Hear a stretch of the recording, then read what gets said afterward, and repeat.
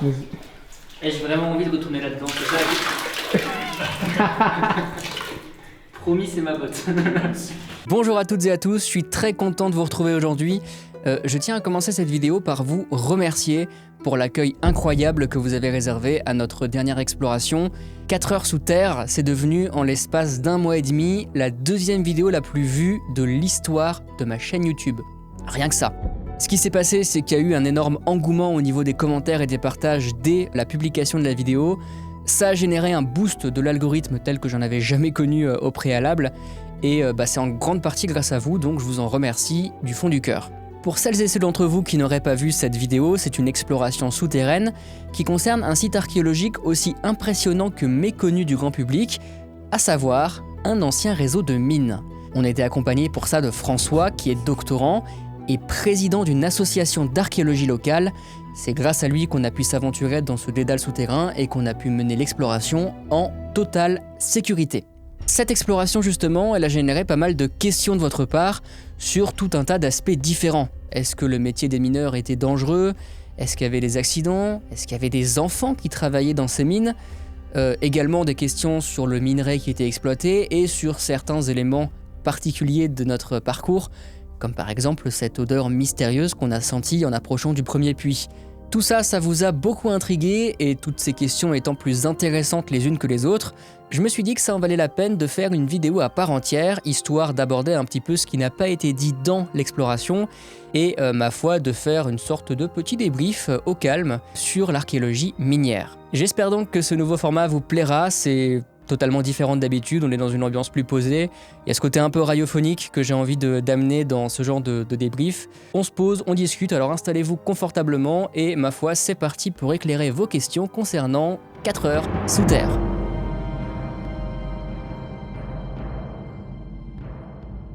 Pour commencer, parlons un peu d'archéologie minière. Alors contrairement à ce qu'on pourrait imaginer, l'archéologie minière c'est une discipline scientifique encore très récente.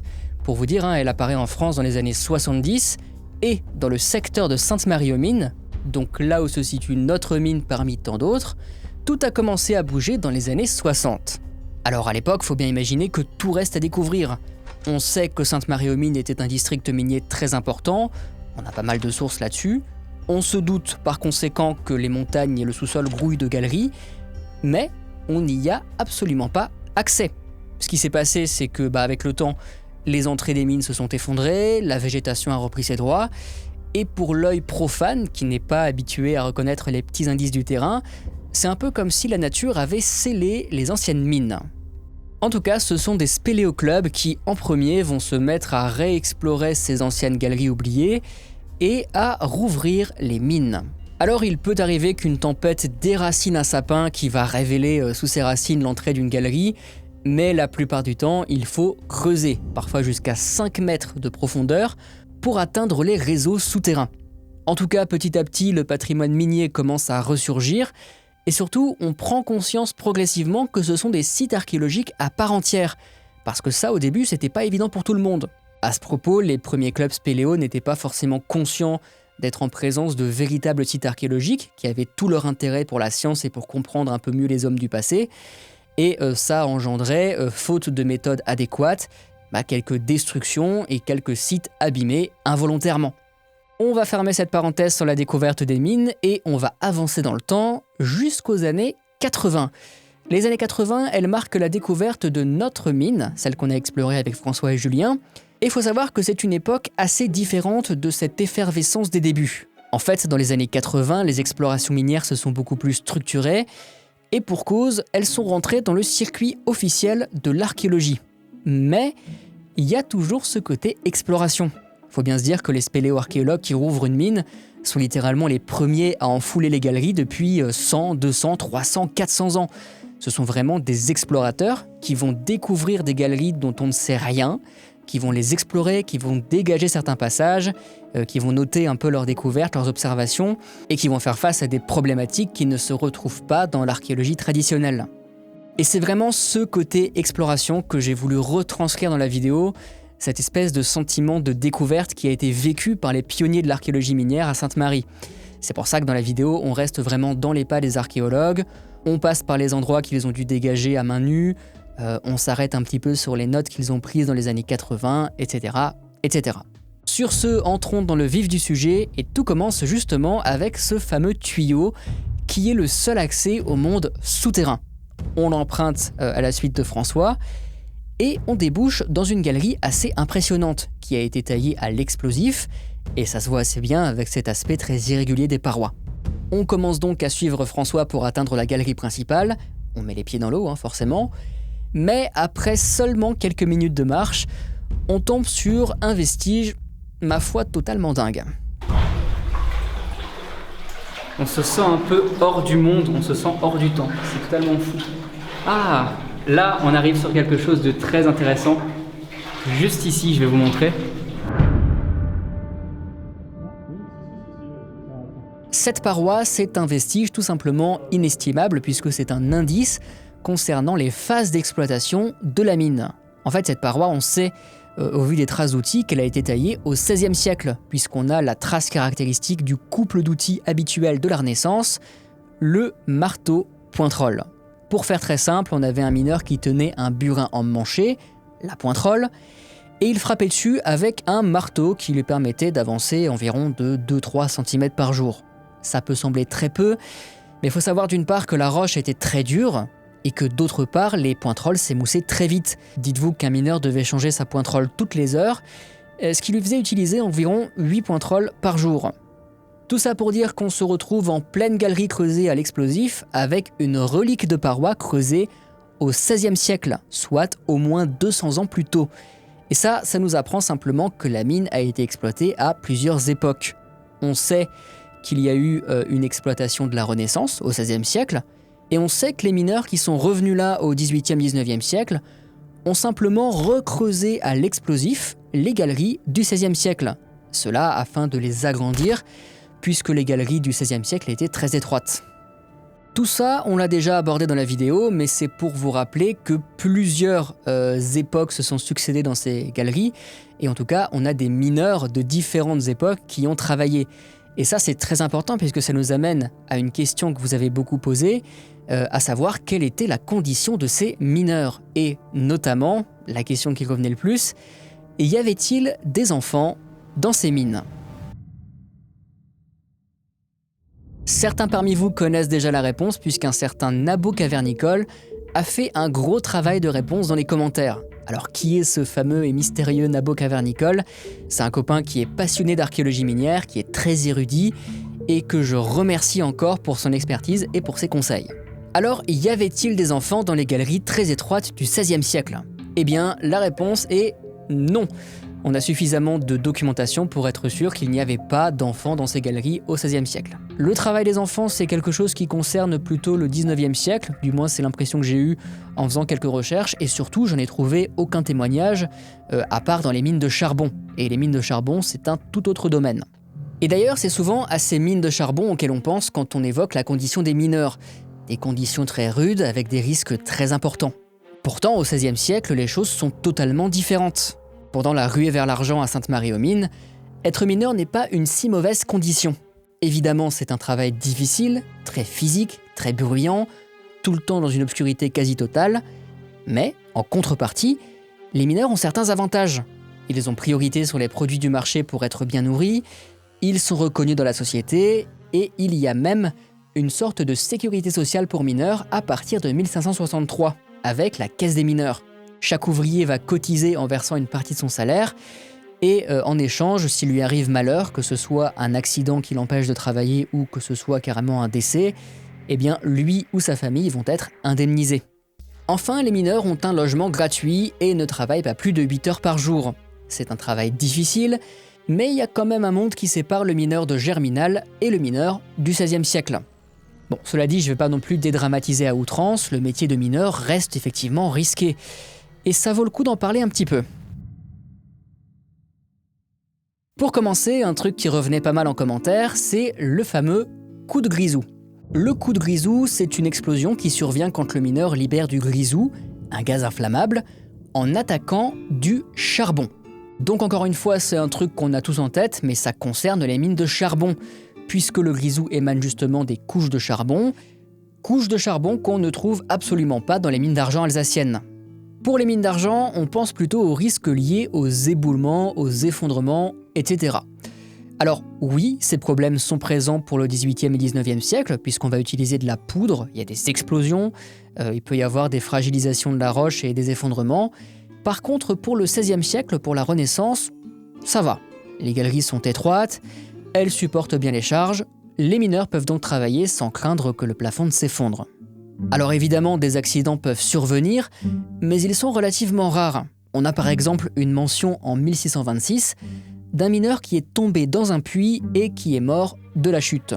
Il y a aussi des accidents plus spectaculaires, mais qui vont plutôt être liés à l'enchevêtrement des galeries dans la montagne, un enchevêtrement qui n'était pas forcément bien connu des exploitants de l'époque. Par exemple, on a en 1538 un récit assez tragique. On avait des exploitants qui étaient en train de creuser une galerie sans savoir que de l'autre côté de la roche se trouvait un ancien puits, et plus précisément un ancien puits immergé. Alors forcément, quand les mineurs sont arrivés jusqu'à ce puits et qu'ils ont percé la paroi, eh bien l'eau les a submergés et 3 mineurs se sont noyés. En résumé, mineur est un métier dangereux, c'est sûr et certain, mais pour le XVIe siècle, on est quand même assez loin des images qu'on peut avoir en tête. C'est seulement à partir de la fin du XVIe siècle que leur condition va progressivement se dégrader, puisque le secteur minier entrera en crise. Et à la reprise des mines au XVIIIe siècle avec les explosifs, la condition des mineurs sera nettement plus défavorable, avec un travail plus risqué, plus de problèmes de santé liés aux poussières et au plomb, des salaires plus bas, etc. Je ne vais pas creuser ces aspects-là, mais retenez simplement que d'une part, il n'y avait pas d'enfants dans les mines du XVIe siècle, et que d'autre part, eh bien, la condition des mineurs a évolué. C'est pas un truc qui est resté figé tout au long de l'histoire, et dont on pourrait parler de manière très simple en disant c'était comme ci, c'était comme ça. Non, ça a bien changé, et la condition des mineurs à la Renaissance est bien différente de ce qu'on peut avoir en tête. Cela étant dit, et avant de faire un point sur cette odeur mystérieuse qui était dégagée par le premier puits, parlons un peu de ce qu'exploitaient les mineurs. Le minerai, c'est la raison d'être de la mine. C'est ce que les mineurs vont chercher dans les tréfonds de la terre, et c'est ce qui va leur permettre de produire des métaux, puisque à part dans de très rares cas, les métaux ne sont pas présents à l'état natif, tel quel, dans les filons. Alors, quel minerai était exploité et pour produire quel métal ? Dans la vidéo, je parle de mine de plomb, puisque c'est comme ça que la mine est désignée dans le rapport des archéologues. Mais pour être plus précis, le minerai exploité est la galène, autrement nommé plomb argentifère. Ça veut dire que les filons de cette montagne renfermaient un minerai de plomb qui contenait une infime quantité d'argent. Et c'est surtout pour cet argent que les mines étaient exploitées, même s'ils ont pu produire en fonction des époques d'autres métaux, par exemple du zinc, du cuivre, de l'antimoine, de l'arsenic, etc. Alors à l'époque, comment faisait-on pour produire du métal à partir du minerai ? Eh bien, une fois extrait de la mine, le minerai devait commencer par être concassé, afin qu'on puisse faire un tri entre d'une part la galène en tant que telle, et d'autre part sa gangue rocheuse stérile. Une fois qu'on a la galène, on peut enfin séparer le plomb, l'argent et les minéraux inutiles, et pour ça, on met le minerai au fourneau en veillant à apporter un souffle d'air. Le résultat n'est pas forcément parfait, mais au cours de la fusion, on arrive à séparer une partie de l'argent du plomb. Vous avez donc un aperçu des techniques qui étaient employées, et on va pas s'attarder plus sur ces techniques parce que c'est assez complexe et ça demanderait limite un épisode à part entière. On va plutôt passer à la suite, à savoir... Les puits, ce sont les vestiges les plus spectaculaires qu'on a rencontrés au cours de l'exploration. Et si on a pu les observer immergés, à l'origine évidemment ils étaient parfaitement au sec, puisqu'ils étaient empruntés par les mineurs pour atteindre des niveaux supérieurs, inférieurs, sonder la montagne, etc. Alors beaucoup d'entre vous se sont demandé s'il était possible de plonger dans ces puits. La réponse est non. Déjà on verrait pas grand chose à cause de la vase, et puis ce serait beaucoup trop dangereux. Quant à une GoPro suspendue à un fil, j'aime pas trop l'idée, parce que ça risquerait d'endommager le boisage du puits si la caméra venait à le percuter tout simplement. Même si c'est juste une GoPro, il faut se dire que ce bois est très fragile et le moindre choc peut être fatal. Mais rassurez-vous, il est quand même possible de connaître la constitution de ces puits, et pour ça, on va s'appuyer sur des exemples qui sont connus dans d'autres mines et qui, eux, ont pu être fouillés. Car oui, on a des puits qui sont bien connus, bien explorés, et qui nous renseigne bien sur le mode de construction de ces ouvrages. Mais venons-en à ce qui vous a le plus intrigué, à savoir cette odeur bizarre à l'approche du premier puits. Donc rappelez-vous, plus on approchait de ce puits, plus l'odeur devenait présente, plus l'odeur était nauséabonde, une espèce d'odeur d'œuf pourri. Alors dans le rapport de fouille, il est mentionné un processus de putréfaction, mais c'est seulement en lisant et en ayant l'explication de Nabot Cavernicole que j'ai réellement compris de quoi il retournait. En fait, ce qui se passe, c'est que ce puits piège une grande quantité de matière organique. Déjà forcément plusieurs mètres cubes de bois, mais aussi des éléments organiques comme des petits animaux ou des feuilles qui ruissellent de la surface et qui sont entraînés avec l'eau jusqu'à ce puits. Ces éléments organiques, ils vont se décomposer et produire des gaz soufrés qui remontent à la surface et qui sont la source de cette puanteur. Une puanteur qui est, ma foi, très présente puisque le volume d'air général est assez faible, donc forcément on les sent un peu plus. Cela dit, pas de risque inconsidéré de notre part puisque le niveau qu'on a visité avec François est encore bien ventilé de nos jours, donc il n'y avait pas de danger à ce niveau-là, on a vraiment été sécure. Il n'empêche que l'exploration de ce genre de mine comporte des risques qu'il est important de connaître et sur lesquels je vais un peu insister avant de vous donner une possibilité pour vivre vous-même ce genre d'expérience. Les risques des mines sont multiples. Risque de vous noyer, de vous perdre, de tomber dans un puits, de subir des éboulements, etc., etc. C'est pour ça qu'un guide expérimenté est absolument nécessaire et qu'il faut dans tous les cas déposer la sortie en gendarmerie avec une heure de sortie bien définie, histoire que les spéléosecours puissent venir vous secourir en cas de pépin. Sinon, vous êtes dans la mouise, clairement. Des histoires d'accidents dans les explorations minières, il y en a des tonnes. D'ailleurs, dans les années 70, les chercheurs, les pionniers de cette archéologie minière sainte-marienne sont déjà restés bloqués eux-mêmes dans une mine, puisque il y a eu un éboulement qui a bloqué la sortie alors qu'ils étaient au fond des galeries. Donc je vous laisse imaginer leur surprise quand ils ont fait demi-tour et qu'ils ont voulu ressortir et que le chemin était totalement bouché. Ça aurait pu très mal se finir. Heureusement, ils ont réussi à être dégagés et à regagner la surface. Et puis au-delà de ça, vous l'avez vu dans la vidéo, il y a plein de sections sensibles. Il y a même parfois d'énormes masses de débris qui sont coincées en hauteur dans des puits et qui pourraient s'effondrer. Néanmoins, rassurez-vous, il est possible de vivre ce genre d'exploration en totale sécurité et en plus sans perdre le côté authentique et aventure. Et pour ça, il faut vous rapprocher de l'ASEPAM. L'ASEPAM, c'est une association qui est issue justement de ces pionniers de l'archéologie minière sainte-marienne. Elle propose depuis des années des visites, que ce soit à des scolaires, à des classes de collège, de lycée, etc., ou que ce soit à des particuliers. Et ces visites concernent les mines du XVIe siècle, des mines qui ne sont pas immergées et où vous vivrez toute l'exploration sans avoir les pieds dans l'eau. Je vous conseille donc de suivre l'ASEPAM sur sa page Facebook. Vous avez également la possibilité de constituer un groupe d'intéressés et de demander votre propre visite en remplissant le formulaire en ligne. Et si je vous parle de tout ça, c'est parce que j'ai moi-même participé à une de ces visites. J'ai trouvé ça absolument formidable. J'ai vécu les mêmes sensations que dans les visites de mine avec François et je ne peux que vous les conseiller. D'ailleurs, j'ai pas été payé pour vous en parler. En plus, c'est rigoureux scientifiquement, je précise. C'est rigoureux scientifiquement, vous avez le côté aventure, c'est la totale. Pour l'équipement, il faut évidemment prévoir des vêtements chauds, mais ce sont eux qui fournissent les bottes, puisque même si les mines qu'ils font visiter ne sont pas immergées, il y a quand même un peu de ruissellement et c'est quand même mieux d'y aller en bottes. D'ailleurs, il y a quelque chose qui revenait beaucoup dans les commentaires, c'est la suggestion de porter des pantalons de pêcheur imperméables.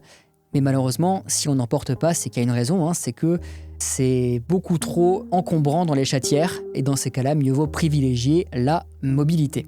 Sur ce les amis, je pense qu'on a fait le tour des questions principales, mais on n'en a pas encore fini avec le monde souterrain, loin de là. Ce que j'aimerais beaucoup dans les prochains temps, c'est réaliser un beau documentaire sur la ruée vers l'argent à Sainte-Marie-aux-Mines au XVIe siècle. Et j'aimerais beaucoup également, dans le cadre de ce documentaire, peut-être voir comment ça se passe concrètement sur le terrain en fouille archéologique. Tout ça, ce sera peut-être possible. Pour l'instant, je suis en train d'étudier mes possibilités pour financer tout ça. Je recevrai prochainement mes droits d'auteur qui, les années précédentes, m'ont toujours servi à financer les vidéos. Et peut-être, si le besoin s'en fait sentir, y aura-t-il des placements de produits sur la chaîne à l'avenir. Je vous préviens, s'il y en a, c'est pour la bonne cause, même si je vais essayer de faire 100 dans la mesure du possible. Je rappelle à ce propos que j'ai une page Tipeee pour ceux qui ont la possibilité et l'envie de m'aider à financer la chaîne et financer les vidéos. Ma page Tipeee s'est amenée à devenir dans le futur ma source principale de revenus. Donc ma foi, si vous avez l'envie et les moyens, il y a cette possibilité-là pour me soutenir. Sur ce les amis, je vous fais des poudous comme d'habitude. J'espère que vous avez apprécié cette vidéo. Ma foi, on se retrouve bientôt pour de nouvelles aventures. C'était Thomas. Ciao.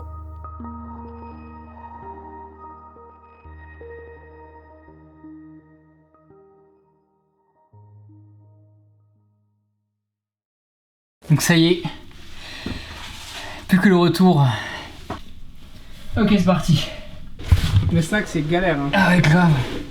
Est-ce que tu veux que je t'aide? Non, ça ira. Je vais le faire tout seul. Il peut trop souffrir. Il y a une fougère qui t'accueille. Tel un lapin sortant de son terrier.